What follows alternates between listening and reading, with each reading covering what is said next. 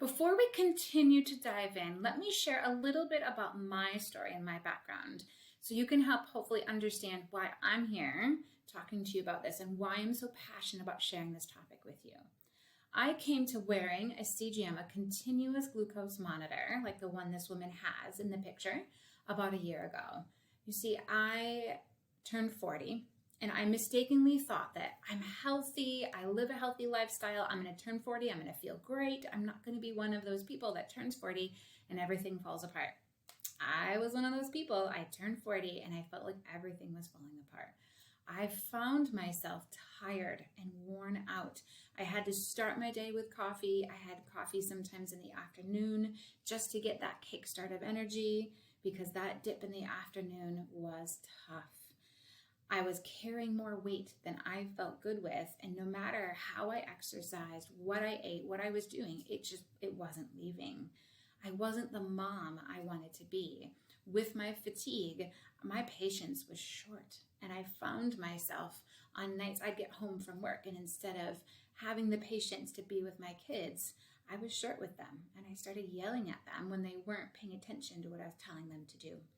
My brain fog was terrible. If someone told me about something, maybe something I needed to do, if I didn't write it down right away, I would completely forget. I was forgetting to respond to emails. I was forgetting to follow up with people.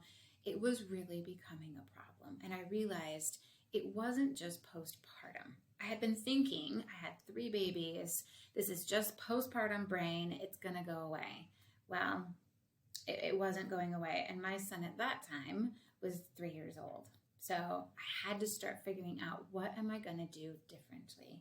So I dove into functional medicine. I had been through a functional medicine program. I was helping people with it, and I was running myself through it at the same time. And when my labs came back, I was really quite shocked to find out I was what we call insulin resistant. Insulin resistance is a term that is super duper important to understand, because up to 80% of the US population, it is estimated, suffers from insulin resistance. It is basically the path towards diabetes. Insulin resistance is a condition where the body's cells become less responsive to insulin. Insulin is a hormone that is in our body, and when we eat something with carbohydrates or sugar, the body takes that sugar out of the blood and puts it into the liver, into the fat cells, into the cells, so the cells can use it for energy. But when we're insulin resistant, the body becomes less responsive to insulin, which means we can't get glucose into the cells, which means we can't get energy, and we get tired. When cells are less responsive to insulin, again, it's harder for that sugar to get in. And when it's harder, the body goes, uh-oh, alarm, alarm, I need more energy.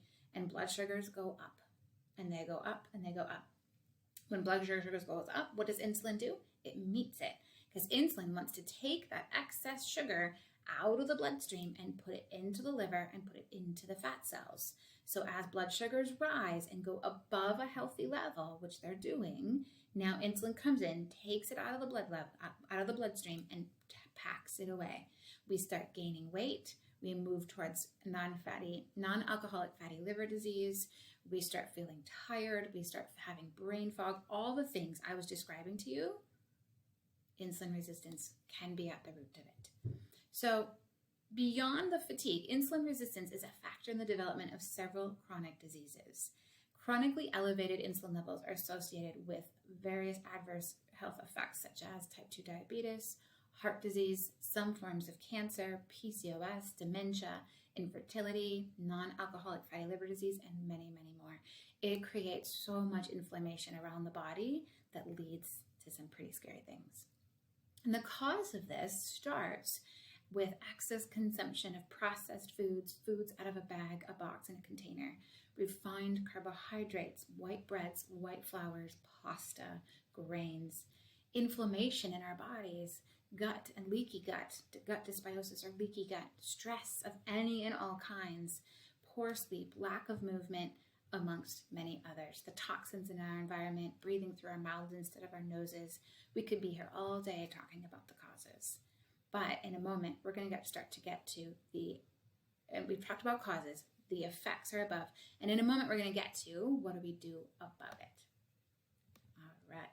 So how else might you know that you might be going down the path towards insulin resistance, towards diabetes? Some things you might see are, do I have more fat around my belly than I'd like? Am I carrying my weight around my waist? Do you have high blood pressure? Have you had it in the past? Do you have a family history of heart disease? Do you have high levels of blood triglycerides? Do you retain water easily?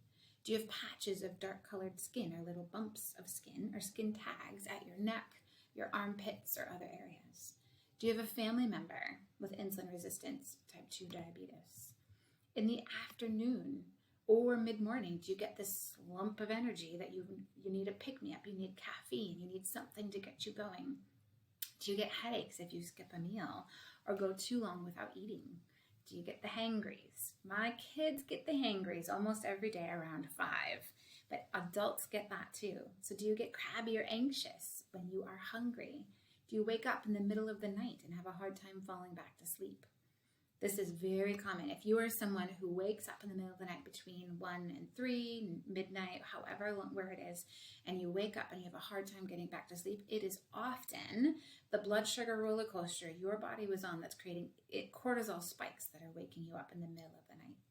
If you're carrying more weight than's healthy for your body type, if you think, gosh, my hormones are off, but I don't exactly know what to do about them and what's off about them.